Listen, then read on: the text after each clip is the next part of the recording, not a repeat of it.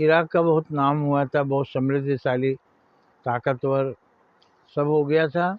Iran Iraq युद्ध चलता था तो इराक ही भारी पड़ता था। उस समय तक अमेरिका कुछ नहीं बोला,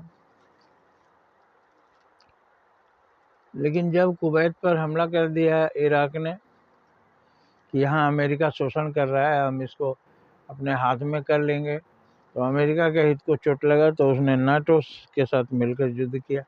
32 देशों ने उसको मिटा दिया, इराक को। आज इराक का कोई गिनती ही नहीं है, जबकि वो एक बहुत ताकतवर राष्ट्र बन गया था।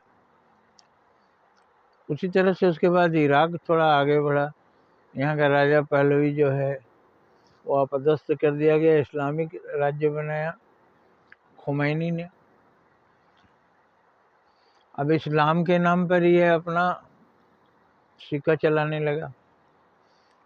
वही काम हो, जब जिसकी चलती होती है, किसी भी के नाम पर हो, राजतंत्र के नाम पर हो, जब उसका ताकत बढ़ जाता है तो मनमानी शुरू करता है।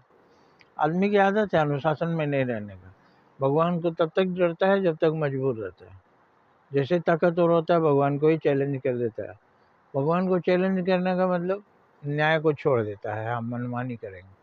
मनमानी मतलब मन तो हमेशा अन्याय को ही मानता है, तो जो मन की मानी है अन्याय उसी पर चल पड़ता है।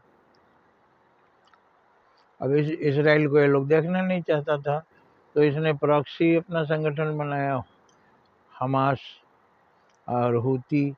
ये लोग इजराइल को तबाह करने लगे, इजराइल को हटाने की कोशिश करने लगे। ईरान उनकी मदद करने लगा।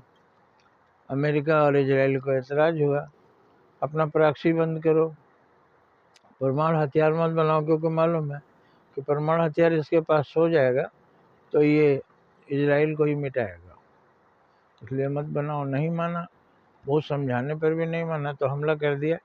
खुमैनी आज मारा गया। अब वहाँ विद्रोह भी करवा दिया है। कुछ लोग जश्न मना रहे हैं खुमैनी के मारे जाने पर।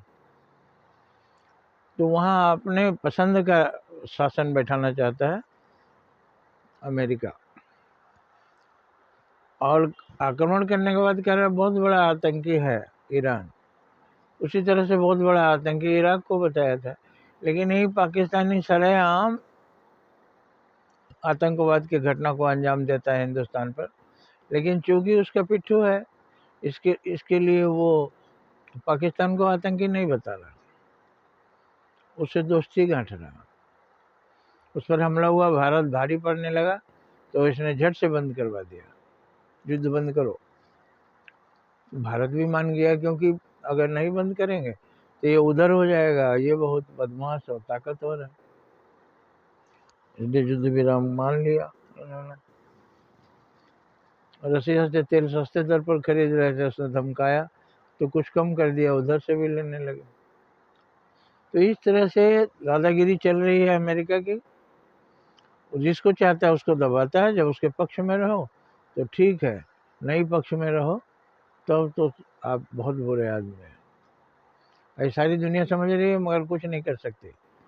बांग्लादेश में खालिदा जिया ने जिया से एक द्वीप मांगा था, वहाँ सैनिक अड्डा स्थापित करेगा। जगह जगह दुनिया में सैनिक अड्डा इसलिए बनाता है कि दुनिया को कंट्रोल में रखे, अपनी मुट्ठी में रखे। उन्होंने नहीं दिया तो इसने विद्रोह करवा दिया, उनको भागना पड़ा। फिर हिंदुओं पर अत्याचार होने लगा, भारत को परेशान करने लगा। तो इस तरह ये भी एक तरह की दादागिरी है, और ये कोई भी धर्म में नहीं है दादागिरी।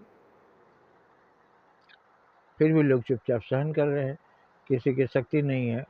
लेकिन अन्याय ऐसे ही मिटता है। अन्याय जब करते वाला करता रहता है, तो अन्याय सहने वाले कभी कभी एकजुट हो जाते हैं और फिर उसका विनाश करते हैं। तो अन्याय ज़्यादा ना करो, नहीं तो तुम्हारे अन्याय में ही तुम्हारा, बोलते हैं अपराध ही आपके विनाश की जड़ है, किसी और को नहीं आना पड़ेगा, आपका गुनाह ही आपको मिटा देगा। जय हिंद, जय भारत।